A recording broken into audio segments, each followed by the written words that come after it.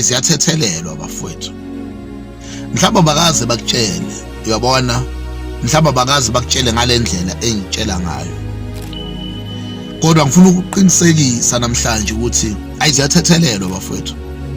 Uma nje uke wathatha step wamamkela uJesu, izono zakho noma ngabe zingakanani, noma ngabe wenzani, ziyathethelela. And laphana ekuthethelelweni kwazo iningi into enamathele kukho, njengokuphulukiswa nje kwezifo zakho. Uyazi kwesinye isikhathi awudingi kuya kadokotela, ngitshela iqiniso la ngempela. Kwesinye isikhathi you don't need to go to a doctor, you don't need to see a specialist.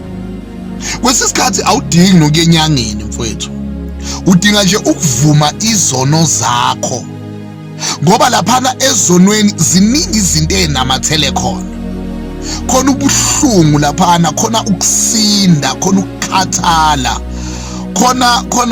khona amadimoni, khona yonke into, bese kukhandeka nezifo.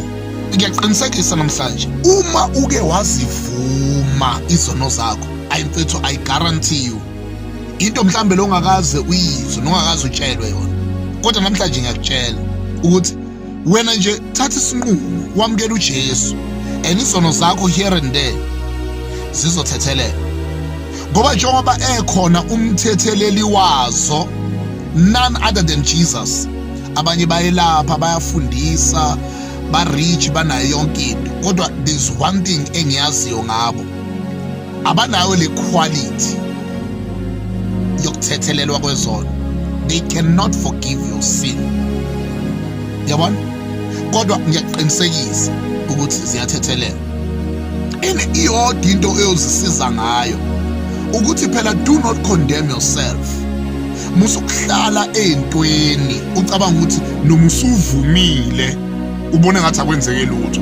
Let me tell you, zithethelelwe mfethu izono zakho. Once you receive Christ, once you acknowledge that you are a sinner, khona omunye wakwaphiliswa laphana eBhayibhelini.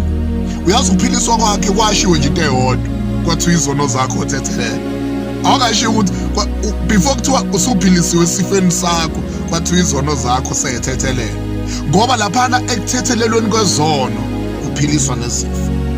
Mamukele mfethu uJesu, khona engifuna ukuyibona kuwe, nawe futhi uzofakaza ngayo. God bless.